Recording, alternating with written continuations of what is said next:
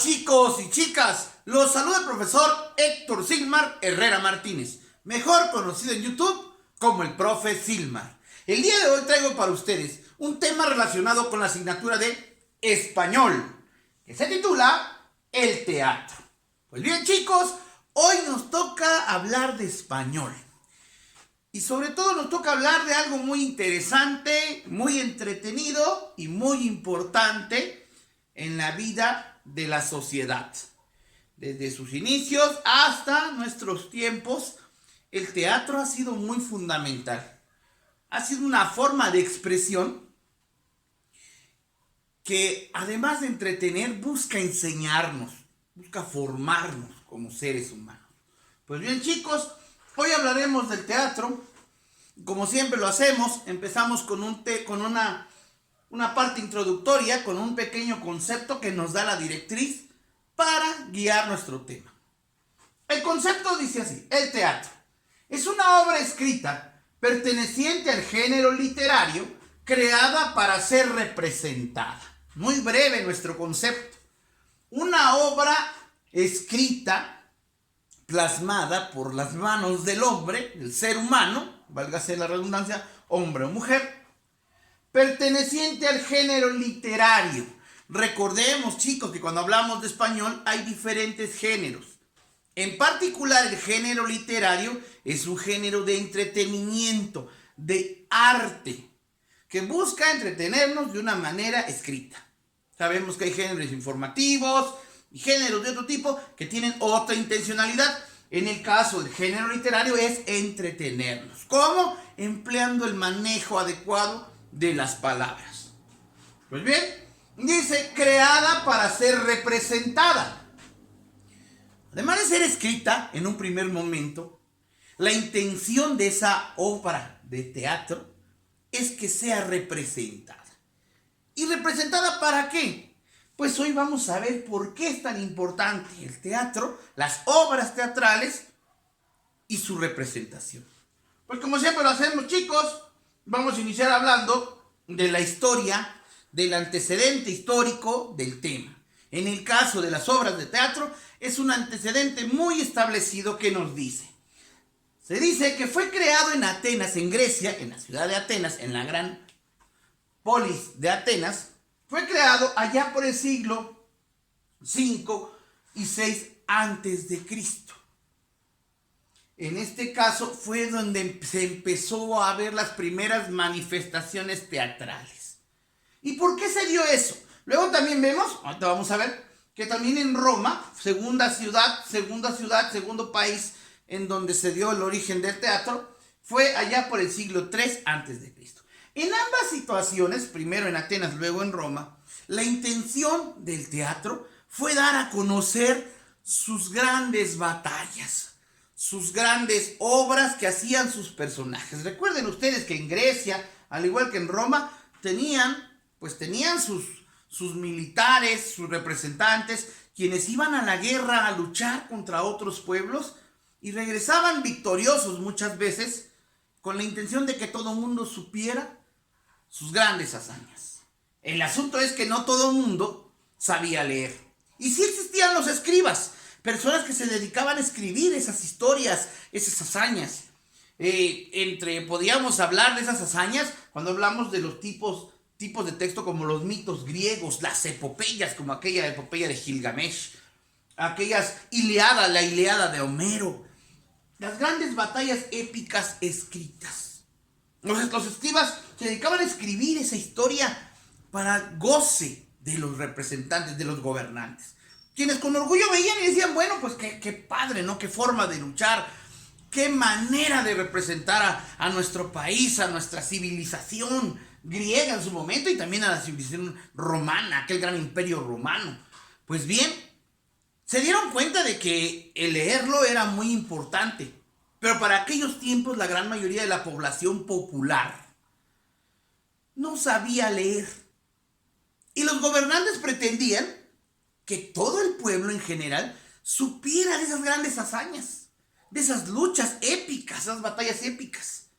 Entonces no se limitaron solo a lo que los escribas redactaban en los mitos o en las epopeyas, en las grandes historias que ellos redactaban, tenían que representarlo al pueblo en general. Y la mejor manera de hacerlo fue el teatro. Empezaron con manifestaciones teatrales en donde entonces el pueblo disfrutaba de esa actuación vivencial, casi vivencial, lo veían en los escenarios. Se dice que los primeros escenarios eran redondos, y que eso fue primero en Atenas, después en Roma ya les pusieron las tribunas alrededor. Y donde el pueblo disfrutaba de esas epopeyas, de esas grandes hazañas. Entonces ahí conocían su historia, porque aunque no sabían leer, pero sí comprendían muy bien cómo habían sido los hechos narrados según su escritor. Fue ahí donde nació el teatro, las obras de teatro. Es importante tener en cuenta, chicos y chicas, que las obras de teatro primeramente pasan por ser escritos. Y a veces no específicamente como obras de teatro. Fueron escritos primeramente como mitos, como epopeyas, como leyendas. Y después de eso, incluso como cuentos. Después de eso, de esa forma de escritura, al quererlo ya representar, al quererlo simbolizar, es donde se emplea ya la obra teatral, basada en una obra escrita. También es escrita, pero con ciertas condiciones que la hacen distinta. Y ciertos argumentos y elementos que son muy importantes porque pues al final logran en el público, en las personas que lo ven, esa comprensión, pero al mismo tiempo esa diversión, ese entretenimiento. Sin el tedio de la lectura posiblemente, que sabemos que la lectura es muy buena, leer es buenísimo, pero la interpretación de la mayoría de la población es visual, es viendo, disfrutando y comprendiendo lo que están escenificando. Pues bien, aquí pusimos a estas dos grandes civilizaciones que fueron las que iniciaron el teatro, la fundadora que fue Grecia y después fue Roma, y puse por acá México en el siglo XVIII después de Cristo. ¿Por qué manejé a México? Bueno, porque nosotros, es curioso, para 1810, en aquellos tiempos de la colonización, cuando todavía pertenecíamos y no éramos México como tal, sino la Nueva España, una colonia dependiente de España, que vivíamos vivíamos saqueados por ellos, pues sabemos bien que existe aquel gran suceso histórico del movimiento de independencia de México. Y que uno de los personajes principales, o quizás el mayor personaje, fue don Miguel Hidalgo y Costilla, el cura Hidalgo, quien al ser un mexicano, pues ahora sí de nacimiento, porque él había nacido aquí, aunque sus orígenes eran españoles, él veía toda esa injusticia. Y él vivía similares situaciones como en el caso de Atenas y de Roma.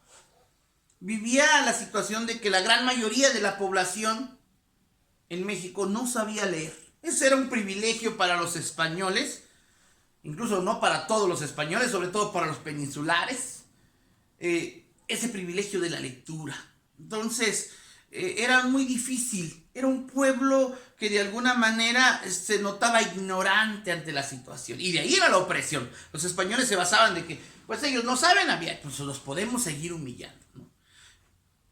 Hidalgo se dio cuenta de ello, y manejo este tema porque cuenta la historia que don Miguel Hidalgo y Costilla utilizó como elemento primordial para la enseñanza de la revolución de independencia, de que la gente se levantase en armas, las obras de teatro. Él, además de ser cura, de ser albañil, de haber sido maestro, de haber sido músico, pues también fue un gran representante del teatro, un gran actor. Entonces, conjuntamente con algunos de sus compañeros, organizaban obras de teatro donde le escenificaban a las personas como en otros lugares ya habían movimientos de independencia. Como la independencia hacía el poder ser libres y poder trabajar para uno mismo.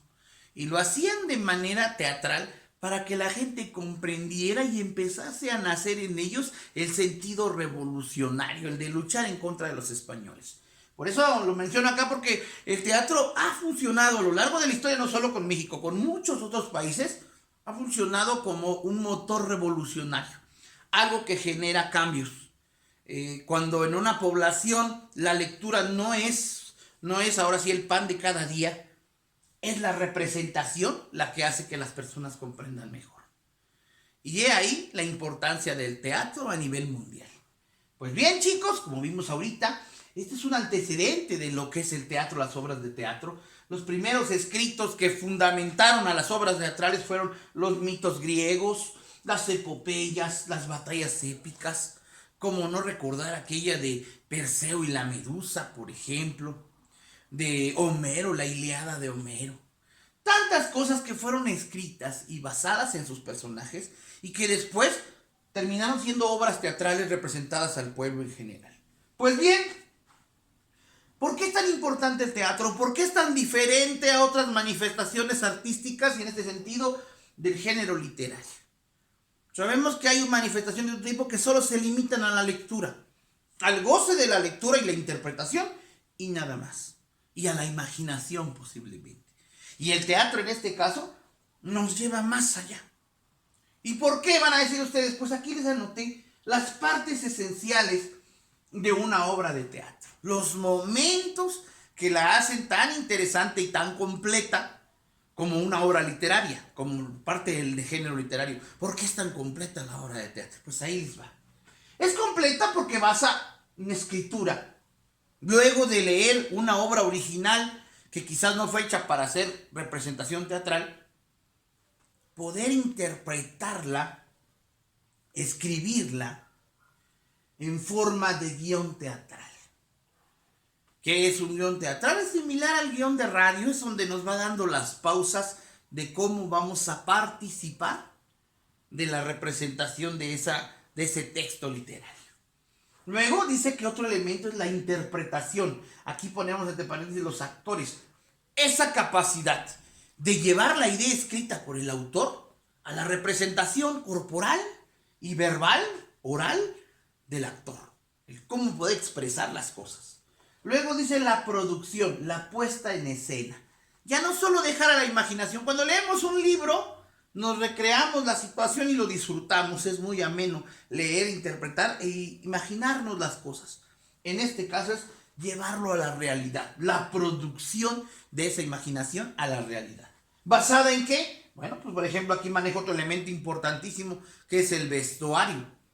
¿Por qué es tan importante el vestuario? Nos dice, porque nos da una ubicación temporal.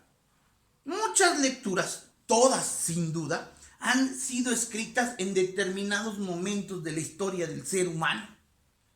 Sabemos que hay muchos libros, como el famoso de los libros más viejos, como el de Don Quijote de la Mancha, por ejemplo, que vivió en una época medieval, de apariencia medieval, en donde para que yo pueda representarlo teatralmente, mi vestuario tendrá que ser acorde a esa forma de vestir de aquellos tiempos. Le dará al público cuando lo esté viendo esa idea real de lo que sucedió, esa recreación gráfica de lo que pasó, casi vivencial, ¿no? Es por eso importante el vestuario, porque nos da una ubicación temporal de la obra teatral que queremos representar. Y luego los escenarios nos dan una ubicación espacial, dice. Además de temporal, porque nos pueden decir más o menos un escenario cómo son la escenografía. Es el fondo de una obra de teatro. Nos ubica en dónde sucede ese momento, esa expresión. En una cocina, tal vez en un parque, tal vez en un edificio, tal vez en una cueva. Todo lo que está al fondo como parte de la escenografía del escenario nos dará esa idea, ese contexto de lo que queremos expresar. Veamos entonces acá que estos 5 puntos hacen tan importante y tan diferente a las obras de teatro con el resto de las obras literarias. ¿Por qué? Porque aquí ya hay una cuestión de representación física, oral, verbal. Es importante tenerlo en cuenta, chicos y chicas. Bueno, una vez que hemos visto ya las partes esenciales, pues ahora hablaríamos, porque esto es lo que podemos descubrir a la hora de ver una obra de teatro, pero ahora podemos hablar de cómo nosotros podemos elaborar una obra de teatro. Pasos no se pueden perder. No puedo improvisar una obra de teatro. Primero que nada debo conocer la historia original. Y si de alguna manera la historia es mía y yo la quiero hacer original, pues la tengo que escribir primero. Después de redactarla, tendré que transformarla o darle una cierta conversión a un guión teatral. a expresiones ya donde utilizamos tiempos verbales distintos, en donde ya hablamos en primera persona. Cada actor que está descrito en el guión teatral habla en primera persona, habla por él como si él lo estuviese viviendo las cosas. Muchas veces en los escritos no, hablamos en tercera persona, es quien lo escribe, quien cuenta la historia de otros. En este caso no. Tener en cuenta los famosos diálogos. En ese guión de teatro, como les decía, viene especificado el nombre del actor, de quien actúa, del personaje, y al frente lo que tiene que decir, sus parlamentos o diálogos, las cosas que tiene que decir, porque no va a improvisar. El teatro no es improvisación, el teatro es estudio, análisis y en ocasiones interpretación, pero sobre todo no es improvisación. Luego vemos las famosas acotaciones. ¿Qué son estas, las acotaciones? En el texto escrito del guión de teatro se utilizan los paréntesis para anotarlas. Y las acotaciones nos ubican. ¿Por qué? Por ejemplo, si yo quiero expresar que se toca una puerta, sabemos que la vamos a empezar así, pero eso no lo puedo anotar, pero sí lo puedo poner entre paréntesis. Se escucha el sonido de una puerta. Y hasta el toc, toc, toc, toc. Ah, esa es una acotación. Ser específico lo que yo quiero para darle ese matiz al momento, al de la escena que estoy representando. Está escrito entre paréntesis y nos ubica o nos acomoda a la escena en su momento. Esto es lo que ya a la hora de hacerlo en interpretación sí se puede utilizar mediante las personas encargadas de escenario o de utilería, como se les conoce. Bueno, luego vamos con los actos. Una obra de teatro, al ser basada en una obra escrita literaria, tiene que realizarse en varios actos para que no sea tediosa ni aburrida. Recordemos que cuando vemos las obras literarias escritas, muchas de ellas, como el cuento, la novela, y algunas otras, como el relato mismo, el relato histórico, tienen 3 momentos fundamentales: el principio, el nudo y el desenlace, o la introducción, el desarrollo y el final. Pues cuando hacemos cuando los convertimos a una obra de teatro, podemos emplear esos 3 momentos como mínimos para representarlo en actos. Primer acto, segundo acto, tercer acto. ¿Cómo sé cuándo un acto acaba, cuándo un acto comienza? Pues porque el telón, y lo vamos a ver aquí, que está aquí, el telón se cierra, cerrando los actos. Bueno, luego dice escenas. Cada acto puede tener diferentes escenas, según el contexto donde esté sucediendo lo que estamos queriendo representar. Cuando leemos una obra literaria vemos que son muchos los contextos que nos recrean en la imaginación. Un parque, un jardín, una casa, una montaña. Bueno, pues aquí lo tendríamos que representar con las escenas. Si la escena ahorita fue en un parque, obviamente tendrá atrás la escenografía del parque, la plática entre los 2 actores o más que hay de ese momento. Pero si después de esa escena viene una escena en otro lugar, tiene que haber ese cambio. Y hay varias escenas en los mismos actos. Luego manejamos el término del telón. El telón, como les decía, es tela muy grande que está frente al escenario, que sirve para abrir y cerrar y para representar cuando termina un acto o una escena e inicia otra. Después vemos lo que es la escenografía, lo que yo les decía hace un rato, que también lo tenemos por acá. Los escenarios. La escenografía son los gráficos que están muchas veces al fondo, o inclusive no solo gráficos, físicos también. Muchas veces en algunas obras de teatro en donde la producción se puede emplear el gasto económico, podemos ver que llevan hasta plantas naturales, reales, no solo dibujadas en una tela.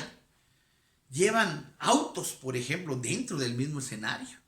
Mientras que en otras, en lugar de llevar el auto, a lo mejor lo dibujan y lo ponen al fondo. Nos da esa recreación de lo que está sucediendo. Ese es el trabajo de la escenografía.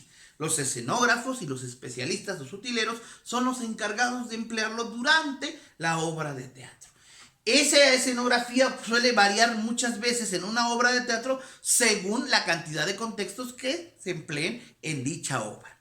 Luego vamos con el vestuario, bien lo decíamos, nos sirve como la ubicación temporal. Las ropas, el vestuario que utilizan los actores, primero que nada debe ser un vestuario muy colorido, por esencia. Los colores deben ser mucho más fuertes que los comunes, que los normales de una ropa común. ¿Por qué? Porque al estar en escenario con las luces, debe impactar también eso en la visión de la persona, del público que está disfrutando de esa obra de teatro. Además de que ese vestuario debe estar hecho acorde al momento en que fue o que se ubica la trama, el momento. Es importante saber eso. Si es una historia de la época medieval, pues la ropa tendrá que ser medieval. Si es una historia contemporánea, pues ropa actual, ¿no? Todo depende de la época que se está queriendo representar en dicha obra de teatro. Luego vamos con los personajes. En este caso, al igual que los textos escritos de la literatura, existen personajes principales y secundarios. ¿Cuáles son los principales? Sabemos bien que siempre hay un protagonista, que es como que la parte buena, el representante de la bondad, el bueno de la obra de teatro, y el antagonista, que resulta igual de importante que el protagonista, pero que es el rival, el contrario.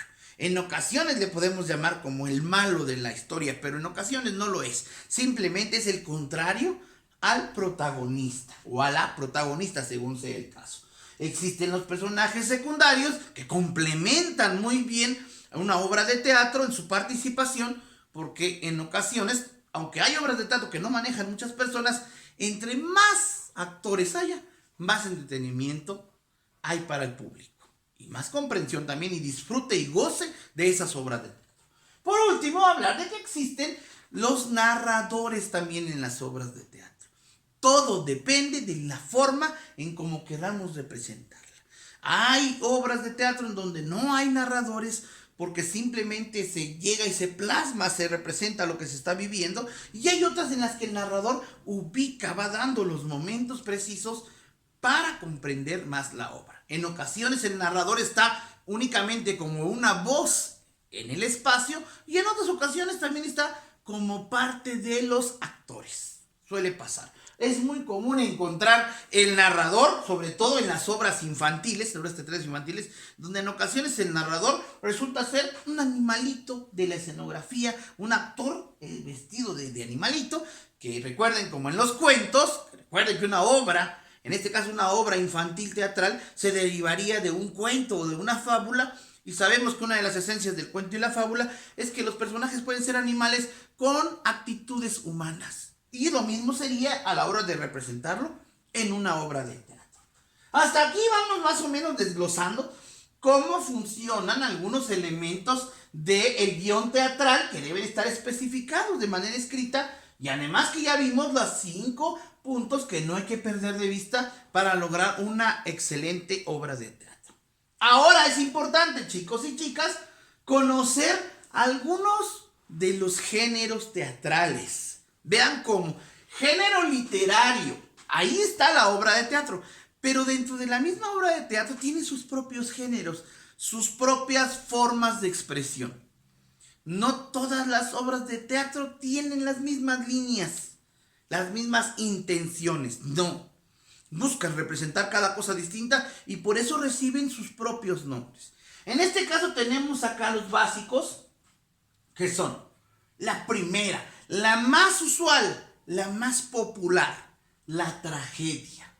Las obras teatrales, cuando se le llama tragedia, es cuando hacen uso de la muerte, de las desgracias, de las cosas fuertes y tristes, es la tragedia. Fue una de las primeras, y si no es decir, la primera forma de expresión teatral. ¿Dónde? Aquí en Atenas. Cuando a lo mejor se podía representar la muerte de un personaje épico. Bueno, la tragedia. Luego tenemos a la comedia, todo lo contrario de la tragedia.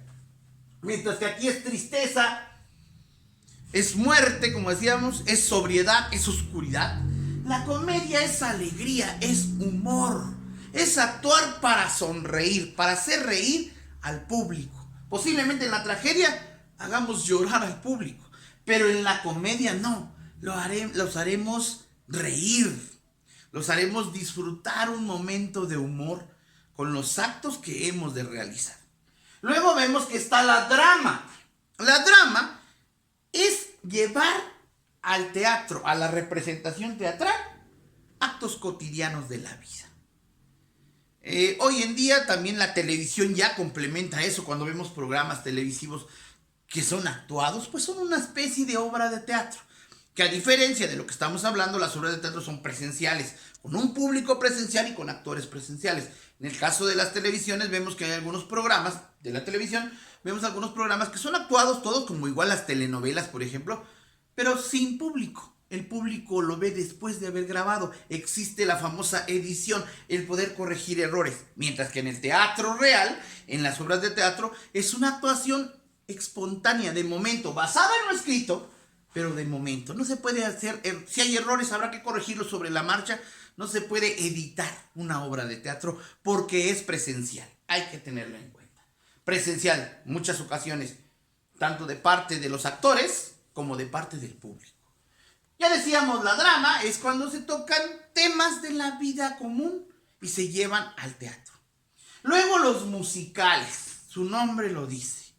Basados en obras musicales, rítmicamente hablando, casi siempre son de muchos, como que muy rítmicas, y hacen que además de disfrutar la actuación, sea más lo que llame la atención la música que ahí se utiliza. Los cantos. En ocasiones en los musicales el actor, además de actuar, también canta. Canta y busca representar algunos actos con su voz, pero entonada en melodía, en canción. Luego vamos con la ópera, otro género del teatro, de la representación teatral, de las obras de teatro, donde también entra la música, pero esta música de tipo clásico, que ya maneja ciertos controles de tonos de voz y que en ocasiones puede pasar que es para gustos refinados, para personas que ya tienen un conocimiento más profundo de los niveles o decibeles de la voz de las personas. Luego vamos con el monólogo. Su nombre lo dice, monólogo, mono, una sola persona. Logo, es diálogo, el hablar una sola persona. Hoy en día es muy común encontrar obras de teatro de tipo monológico, es decir, una sola persona, un solo actor que en base a su expresión verbal e inclusive física, corporal, porque se puede mover de un lado a otro, nos dice